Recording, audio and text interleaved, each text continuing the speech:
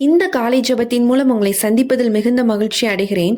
கிறிஸ்தவ வாழ்க்கையில நிறைய பேருக்கு ஒரு ஆசை இருக்கும்.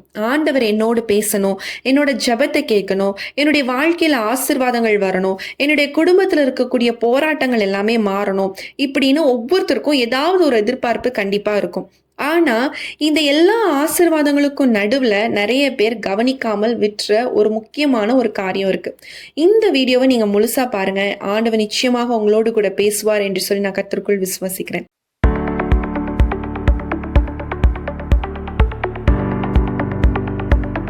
ஒவ்வொரு கிறிஸ்தவருடைய வாழ்க்கையிலும் கண்டிப்பாக இருக்க வேண்டிய ஒரு விஷயம் இருக்கு.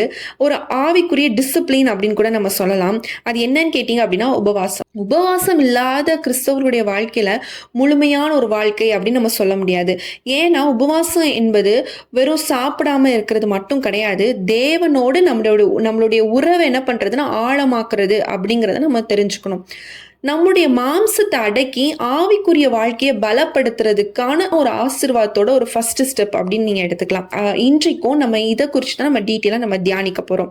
என்ன அப்படின்னு பார்த்தீங்கன்னா, மத்தேயு 17ஆம் அதிகாரம் 14லிருந்து 21ஆம் வசனம் வரைக்கும் நம்ம வாட்சோம் அப்படின்னா, இங்க என்ன நடக்குதுன்னு பாருங்க. இங்க ஒரு தகப்பன் தன்னுடைய மகனை இயேசுவிடம் என்ன பண்றாங்கன்னா கொண்டு வருகிறார். அந்த பையன் ஒரு பிசாசுனால என்ன பண்றாருன்னா ஒரு வேதனைப்பட்டு கொண்டிருந்த ஒரு மனிதனாக அவர் காணப்படுகிறார். சீஷர்கள் என்ன பண்றாங்கன்னா நிறைய ஜெபம் பண்றாங்க, நிறைய முயற்சி பண்றாங்க. ஆனா அந்த பிசாசு அவரை அந்த பையனை விட்டே போகல. அப்போ ஏசு கிறிஸ்து என்ன பண்றாருன்னா குணப்படுத்துறத நம்ம பார்க்கிறோம். சீஷர்கள் ஆண்டவர்கிட்ட கேட்கறாங்க, இயேசு சுவாமிகிட்ட கேட்கறாங்க, ஏன் எங்களால இந்த பிசாசை துரத்த முடியல அப்படின்னு கேட்கும்போது ஆண்டவர் என்ன தெரியுமா சொல்றாரு, இந்த வகை பிசாசை ஜபத்தினாலும் உபவாசத்தினாலும் அல்லாமல் இது என்னாகாது, வெளியே போகாது அப்படிங்கறத இங்க இயேசு சுவாமி சொல்றத நம்ம பார்க்கிறோம். இது ரொம்ப முக்கியமான ஒரு விஷயம். இதுல நம்ம கற்றுக்கொள்ளக்கூடிய விஷயம் என்ன பாத்தீங்கன்னா, நம்மளுடைய வாழ்க்கையில சில போராட்டங்கள் இருக்கும், சில கட்டுகள் இருக்கும், சில பிரச்சனைகள் எவ்வளவு ஜெபித்தாலும் உடையாத மாதிரியே தான் இருக்கும். அதற்காக ஆண்டவர் நமக்கு ஒரு ஆயுதத்தை கொடுத்திருக்கார். அதுதான் உபவாச ஜெபம். இங்க ஒரு விஷயத்தை நம்ம சரியா புரிந்து கொள்ளணும். உபவாசம் என்றா வெறும் சாப்பிடாம இருக்கிறது மட்டும் கிடையாது. காலையில மதியம் இரவுல சாப்பிடாம இருந்துட்டு நாள் முழுக்க நான் மொபைல் யூஸ் பண்ணிட்டு வழக்கம் போல எல்லா வேலையும் பண்ணிட்டு இருந்தா அது வேதாகமத்தின்படி நம்ம உபவாசம் இருக்கிறதுனே கிடையாது. இது ஒரு டயட்டாக கூட நம்ம எடுத்துக்கலாம். பட் இது உபவாசம் கிடையாது. வேதாகமத்துல உபவாசம் அப்படிங்கிறது என்ன அப்படின்னா, தேவனோடு நம்ம இணைத்து கொள்ளக்கூடிய ஒரு நேரம் தான் உபவாச ஜபம் அப்படின்னு சொல்லி நம்ம இங்க பாக்குறோம். வேத வாசிப்பு அதிகமா இருக்கணும், ஜபம் அதிகமா இருக்கும், தேவனுடைய சத்தத்தை கேட்கக்கூடிய தாகம் கொண்ட நபர்களாக நம்ம ஒவ்வொருத்தரும் காணப்படணும். நம்மளுடைய இருதயத்தை ஆராய்ந்து ஆண்டவருக்குள்ள நெருங்கக்கூடிய ஒரு வாழ்க்கையாக அந்த டைம் என்னன்னா உபவாச ஜபத்துல உபவாசம் போடுற நாள் அப்படிப்பட்ட ஒரு நாளாக அமையக்கூடியதாக அது காணப்படணும். அதுதான் உண்மையான உபவாசம் கூட.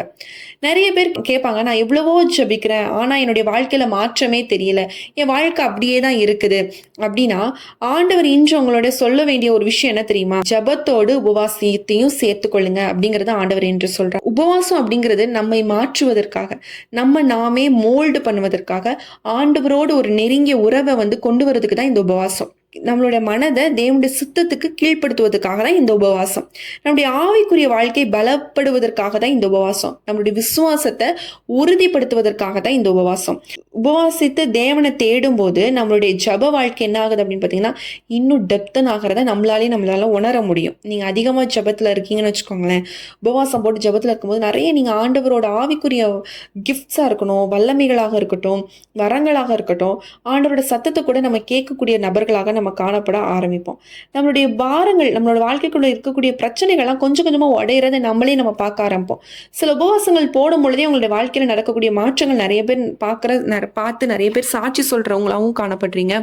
நிறைய பேருடைய வாழ்க்கையில அந்த அற்புதங்கள் நடந்துட்டு இருக்கு. உபவாசம்ங்கிறது ஒரு பவர்ஃபுல்லான ஒரு டூல்னு கூட நீங்க வச்சுக்கோங்க. உங்களுடைய வாழ்க்கையில நீண்ட நாள் ஒரு பிரச்சனை இருந்துகிட்டே இருக்கு, இது பிரேக் ஆகவே மாட்டேங்குது, பிரச்சனை வந்துகிட்டே தான் இருக்கு, நிறைய ஜெபிச்சுட்டேன் ஆனா இதுக்கான பதில் வரல அப்படின்னா, நீங்க ஜபத்தோடு உபவாசத்தையும் ஆட் பண்ணணும் அப்படிங்கிறத ஆண்டவர் இன்று உங்களோடு கூட பேசிக்கொண்டு இருக்கிறார். உங்களால முடிஞ்ச அளவுல ஞானத்தோடு தேவனை தேடும் இருதயத்தோடு என்ன பண்ணணும்னா நம்ம உபவாசிக்க வேண்டும். உபவாசங்கிறது ஒரு கஷ்டமான ஒரு விஷயம் கிடையாது, அது ஒரு ஆசீர்வாதம்னு வச்சுக்கோங்க. அது தேவனோடு நம்மள வந்து ஒரு கனெக்ஷன் பண்ணக்கூடிய ஒரு விஷயம் தான் அது. அது வந்து சில பேர், ஒரு நாளா என்னால இருக்க முடியாது" அப்படின்னு சொல்லி நெறைய பேர் சொல்லுவோம். இந்த உபவாசத்த பத்தி டீட்டெயிலா இல்ல எத்தன வகையான உபவாசம் இருக்கு, நம்ம எப்படிலாம் உபவாசிச்சு ஜெபம் பண்ணலாம், எப்படி எப்படி நீங்க சாப்பிடலாம், அத பத்தி டீட்டெயிலா நம்ம மோசஸ் மினிஸ்ட்ரீஸ் அப்படிங்கிற சேனல்ல நம்ம அத பத்தி போட்டிருக்கோம். ஸோ அந்த உபவாசத்த பத்தி எனக்கு இன்னும் நெறைய தெரிஞ்சுக்கணும் அப்படின்னு நெனைச்சீங்கன்னா, நீங்க சேனல்ல அந்த வீடியோ நீங்க பாருங்க. நான் இந்த சேனல்ல நம்மளோட டிஸ்கிரிப்ஷன்ல நான் அதுக்கான லிங்க் குடுக்குறேன். நீங்க அந்த லிங்க் கிளிக் பண்ணீங்கனாலே அந்த உபவாசம் வீடியோ வரும். நீங்க அத பாருங்க. அது நிச்சயமா உங்களோட லைஃப்க்கு ரொம்ப யூஸ்ஃபுல்லாக இருக்கும். இன்று ஆண்டவர் நம்மகிட்ட எதிர்பார்க்கிறதும் இந்த உபவாசம் தான். உபவாசத்தோடு நீங்க இணைந்து ஜெபிக்கும் பொழுது உங்களுடைய வாழ்க்கையில நீங்க பெரிய அற்புதத்தை காண ஆரம்பிப்பீங்க. நம்ம எல்லாரும் கண்களை மூடி ஜெபிக்கலாம். ஒருவேளை உங்களுடைய வாழ்க்கையில நீங்க ஒரு போராட்டத்தோடு, ஒரு பிரச்சனையோடு இது உடைந்தே போக மாட்டேங்குது அப்படின்னு நீங்க இருக்கீங்க அப்படின்னா, உபவாசம் போட்டு ஜெபிக்கணும் அப்படிங்கிறத ஆண்டவர் உணர்த்துறார். இன்று நீங்க ஒரு பொருத்தனை பண்ணுங்க. ஆண்டவரே, நான் உபவாசம் போட்டு ஜெபிக்கிறேன். என்னுடைய வாழ்க்கையில இருக்கக்கூடிய பிரச்சனைகளை நீங்க உடைங்க.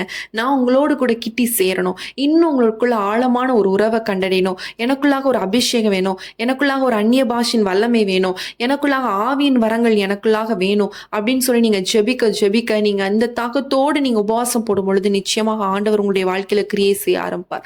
நீங்க உங்களுடைய வாழ்க்கையில நீங்களே உங்களுடைய கண்கள் பார்க்கும் நிறைய மாற்றங்களை நீங்க பார்க்க ஆரம்பிப்பீங்க.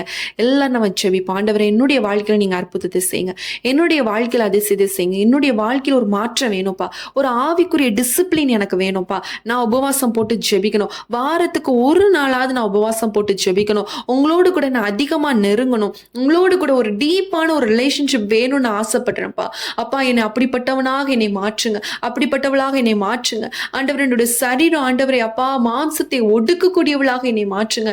ஆவிக்குரிய ஆண்டவரே ஸ்தோத்திரம், வாழ்க்கையில ஆண்டவரே அதிகமாய் பலப்படக்கூடிய நபராக நான் காணப்படணும். எனக்குள்ளாக அப்படிப்பட்ட வல்லமை இறங்கணும். என்னை நீங்க ஆளுகை செய்யணும். என்னை முழுமையுமாக நீங்க கண்ட்ரோல் பண்ணுங்கப்பா. ஆண்டவரே, இந்த உலக மனிதர்களோ, ஆண்டவரே உலக சத்தமோ, ஆண்டவரே உலகத்தின் காரியங்களோ என்னை கண்ட்ரோல் பண்ணவே கூடாது. அப்பா, நீங்க என்னை கண்ட்ரோல் பண்ணணும். உங்க சித்தத்துக்கு நான் என்னை ஒப்பு கொடுக்கிறேன். இந்த உபவாசத்தோடு நான் ஜெபித்து என்னுடைய வாழ்க்கையில கண்ட்ரோல் பண்ணி கொண்டு இருக்கிற எல்லா பிசாசின் கிரியைகளை நான் அழிக்கணும் ராஜா.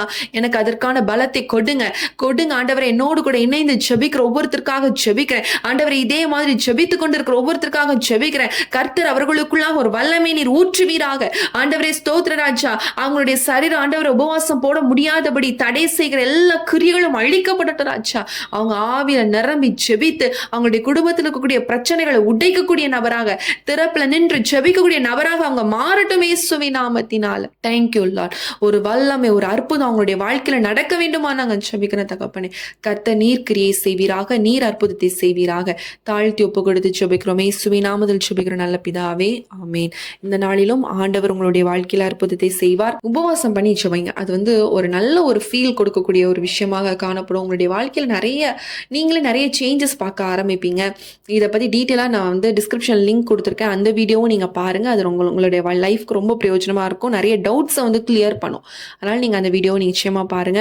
உங்களுக்கு இந்த வீடியோ யூஸ்ஃபுல்லா இருந்துச்சுன்னா கண்டிப்பா கமெண்ட் செக்ஷன்ல சொல்லுங்க. அநேகருக்கு ஷேர் பண்ணுங்க. புதுசா பார்த்துட்டு இருக்கீங்கன்னா சப்ஸ்கிரைப் பண்ணிக்கோங்க. நோட்டிஃபிகேஷன் ஆன் பண்ணிக்கோங்க. உங்களுக்கு ஜெப குறிப்புகள், பிரேயர் பாயிண்ட்ஸ் இருக்கும் அப்படின்னா ஸ்க்ரீனில் தெரியக்கூடிய வாட்ஸ்அப் நம்பருக்கு மெசேஜ் பண்ணுங்க அல்லது வாய்ஸ் நோட் பண்ணுங்க. கண்டிப்பாக நாங்கள் உங்களுக்காக ஜெபிக்கிறோம். மீண்டும் உங்களை அடுத்த ஒரு பிரேயர் வீடியோவில் சந்திக்கிறேன். கர்த்தர் உங்களை ஆசீர்வதிப்பாராக. ஆமேன்.